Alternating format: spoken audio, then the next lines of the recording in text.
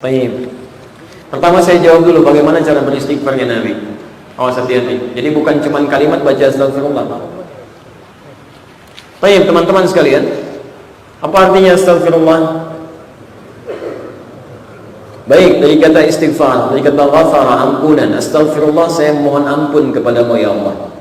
Baik, kalau memohon ampun berarti ada sesuatu yang dilakukan yang minta diampuni. Dosa sifatnya, berarti ada dosa kan? Nah, tolong catat kalimat ini ya. Tidak disebutkan kalimat istighfar dalam Al-Quran ataupun hadis kecuali kita dengan pengucapan kalimat itu sekaligus merasakan dan mohon ampunan atas dosa yang pernah kita kerjakan. Kalimat merasakan maksudnya menghadirkan apa sih yang pernah kita kerjakan sehingga bisa minta ampunan itu. Kayak kalimat ista itu memohon dan merasakan. Jadi begitu antum mengatakan astagfirullah sambil diingat dosa apa yang ingin minta diampuni itu poinnya. Jadi jangan sampai antum berzikir cuma di lisan aja tapi ke hati nggak ada serapan jiwa, itu hampa ya. Jangankan antum yang biasanya bisa mengatakan ya. Jangankan pelaku-pelaku yang taat, yang maksiat bisa mengatakan Masya Allah, itu kan gagal dalam perbuatannya astagfirullah ya. Tapi sudah keliru tuh, sudah keliru kan. Maka dalam konteks ini ketika antum mengatakan kalimat astagfirullah, rasakan punya dosa apa. Cek dari ujung kepala ke ujung kaki. Misal begitu mengatakan astagfirullah, pertama kali mata kita salah lihat, kurang khusyuk dalam sholat tadi, telinga salah dengar, masih ada dosa kepada Allah melalui maaf perbuatan buruk pada orang tuanya. Sholatnya khusyuk tapi sebelum sholat mencela orang tuanya. Sholatnya khusyuk tapi sebelum sholat pasangan hidupnya menangis karena ulahnya, tetangga kecewa karena dirinya, ada yang salah. Makanya ketika anda katakan astagfirullah, astagfirullah, ingat-ingat dosanya, ingat sampai hati anda merasakan, sampai tiba-tiba butiran air mata keluar dari mata anda. Jadi begitu anda bisa lakukan seperti itu sampai pada kalimat astagfirullah, astagfirullah, itu diampuni dosa-dosa yang pernah dikerjakan. Makanya turun di hadis Muslim nomor hadis 233. Dan kalimatnya as-salawatu ila as-salawat, al-jumu'atu ila al-jumu'ah, wa ramadan ila ramadan, kaffaratun lima bainahunna, ma lam takun al-kaba'ir. Salat satu ke salat yang lainnya, Jumat ke Jumat, Ramadan ke Ramadan, bisa mengumpulkan dosa-dosa yang pernah dikerjakan di antara keduanya. Jadi kalau antum salat lagi, istighfar di antara itu, minta ampuni dosa ya Allah, ampuni dosa ya Allah. Kemudian anda rasakan dosanya apa yang minta diampuni.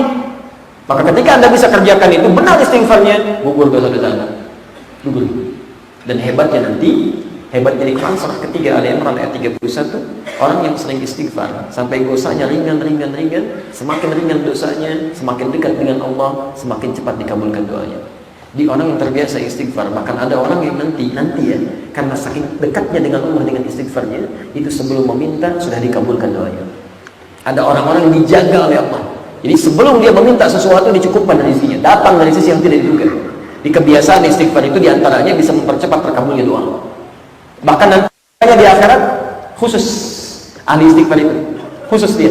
Ada di Quran surah ke-51 ayat 15 sampai dengan ayat ke-23. Di ayat 18-nya amalan istighfar. Posisi sebelah kanan dari atas sampai dengan ke bawah. Lihat kalimat di pertengahan. Innal muttaqina fi jannatin wa 'uyun. Ada orang-orang takwa yang tinggalnya di taman surga. Masya Allah, taman surga. Besok insya Allah saya terangkan di Istiqamah jam 9 kita ada kajian bersama-sama ke surga. Surga yang mana tuh? Karena banyak surga nanti. Kita lihat ada taman surga. Taman surga itu keindahannya akhirina ma atahum rabbuhum. Setiap kali menginginkan sesuatu Allah langsung yang berikan tanpa perantara. Ada surga yang lain itu dengan perantara, wildanun mukhalladun, pangeran-pangeran surga, bidadari surga. Jadi kalau antum yang laki-laki ingin sesuatu, yang datang bidadari surga, yang cantiknya tak terlukiskan. Istri antum sekarang halal lah pokoknya, ya nggak usah dibayangin, nggak usah dibayangin. Baik, Masya Allah. Maaf ibu yang di bawah ya, ibu pun pangeran-pangeran surga, karena kalimatnya netral. Suami ibu yang sekarang kalah pokoknya. Ya. Tapi nanti ibu mohonkan pada Allah supaya ya, suami ibu jadi pangeran surga di sana, ya kan? Dan antum mohonkan supaya istri antum jadi bidadari surga yang sangat indah. Jadi cukup dengan amin ya, yang belum nikah dulu dari sekarang kan, baik dan sebagainya supaya dunia dapat akhirat juga dapat kan. Baik, teman-teman. Surga biasa, wildanun mukhalladun, pelayan surga, bi aqwali wa abaril qawaqasin min ma'in. Kalau bawa gelas enggak seperti ini, terbuat dari emas dengan lapisan mutiara yang sangat indah. Mada aina ra'at wa la udhun sami'at wa la khatara 'ala qalbi bashar. Enggak pernah terlihat di bumi, enggak pernah terdengar kisahnya dan enggak terbayangkan. Antum ngelamun pun sekarang enggak akan seperti itu. Datang dan dilayani dengan pelayan yang sangat indah, baru surga level yang sangat kecil. Tapi taman surga Allah langsung yang kasih. tanpa perantara dan luar biasa, dan nggak perlu dibayangkan, kun fayakun ada, dan melihat Allah tanpa hijab. Quran surah ke-75 ayat 22 sampai 23, posisi paling kiri sebelah atas. Wujuhu yawma idzin nadhirah. Ada orang-orang yang di hari itu wajahnya berbinar gembira, bahkan sejak dihisab. Kenapa? Ila rabbiha nadhirah, karena bisa melihat Rabbnya langsung tanpa sekat. Siapa mereka ini yang langsung diberikan oleh Allah? Segalanya ada, segalanya ada. Masya Allah. Innahum kanu qabla dzalika muhsinin. Mereka itu orang muhsin saat di dunia. Apa amalan orang muhsin ini? Kanu qalila minal laili ma yahja'un. Di bahasa Quran, mereka itu sedikit tidurnya. Di malam itu sibuk dengan Allah. Masya Allah. Salat, ya, zikir. Itu bahasa Quran. Sedikit tidurnya. Begitu Anda tambah kalimat sedikitnya, keluar dari nilai-nilai itu. Sedikit-sedikit tidur misalnya. Susah. Gak akan ada di taman surga. Gak akan ada. Cuman dia. Kamu kenapa gak bisa masuk? Saya kelebihan. Kelebihan di mana? Sedikit-sedikit tidur. Di sini sedikit tidurnya, amalannya banyak. Ada yang sedikit tidur, cuman gak beramal. Nonton. Apa ini apa? Oh, bukan jawabannya sholat. Ini Liverpool ketemu MU. Masya Allah, ingat ini, ingat itu. Dunia aja dunia. Dipanggil subuh jam 4:29, datang jam 9:24. Cita-cita masuk taman surga. Gak bisa.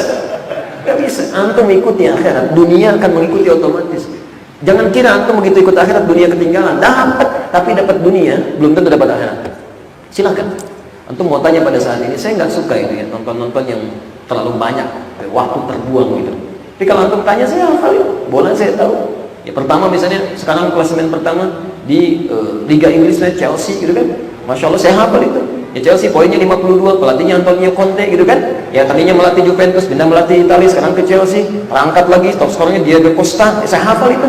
Ya, keduanya kemudian disusul oleh Liverpool, tapi disalip oleh Tottenham Hotspur kemarin. Ya, Masya Allah, pelatihnya Pochettino, Liverpool pakai Jurgen Klopp, pindah dari Borussia Dortmund, menerapkan strategi heavy metal, saya tahu itu. Ya, terus, ayo tempatnya siapa? Muncul lagi, kemudian ada Arsenal, tapi poinnya sama dengan Liverpool, cuma selisih gol yang beda. Ya, ke bawahnya lagi Manchester City, pelatihnya Pep Guardiola, kalah terus kemarin, termasuk 4-0 kalah kemarin sama Everton. Ya, saya hafal itu. Bawahnya Manchester City, pelatih Jose Mourinho, ya sudah beberapa pekan nggak terkalahkan sampai sekarang tuh. Cuman kemarin 1-1 lawan Liverpool, saya hafal itu. Ya, hafal sih. Mau tanya apa lagi? Di Spanyol sekarang Real Madrid. Ya, teman kemarin kalah sama Sevilla 2-1. Ya, hafal sih. Ya, bedanya cuma 1 poin, cuman Madrid punya satu pertandingan yang belum dikerjakan. Yang lain 18, dia 17. Ketiga Barcelona, bedanya 2 poin kan ke atas. Italia Juventus sekarang saya hafal itu. Tapi saya nggak nonton. Ngapain buang-buang waktu gitu? Tapi kita dunia apa kita tahu, terpaham. Dan saat dibutuhkan kita munculkan itu. Jadi bukan berarti untuk akhir kehilangan dunia, dan motivasinya pun bukan untuk menghafalkan itu, nggak ada kerjaan ngapain kayak gitu. Ya, hadis kita hafalkan, Quran kita hafalkan, dengan cuman kita baca, kita tahu itu aja. Dan Allah wa'adam kenapa ada di kepala itu. Ya, tapi ketika ditanya kita bisa hadirkan. Ya, jadi teman-teman sekalian, jadi tidak harus kita kemudian misalnya kehilangan dunia, yang bermanfaat kita dapatkan. Tapi jangan pernah antum kehilangan bola malam ini, besok bisa diulang. Tapi kalau kehilangan tahajud malam ini, apakah besok bisa dapatkan pahala yang sama? Belum tentu. Kemudian setelah tahajud, ini poinnya, wabil ashari hum yastaghfirun. Dan setelah dia tahajud menunggu subuh, dia istighfar pada Allah. Istighfar. Itu yang dijamin oleh Allah masuk taman surga itu. Ya, coba biasakan begitu selesai sholat, astagfirullah, astagfirullah, astagfirullah, astagfirullah. Ingat dosa. Bagaimana kalau diwafatkan dalam keadaan setelah sholat itu? Ya Allah, amalan masih kurang, yang lain sudah hafal Quran, kan? Sholat sudah khusyuk, tahajud sudah banyak.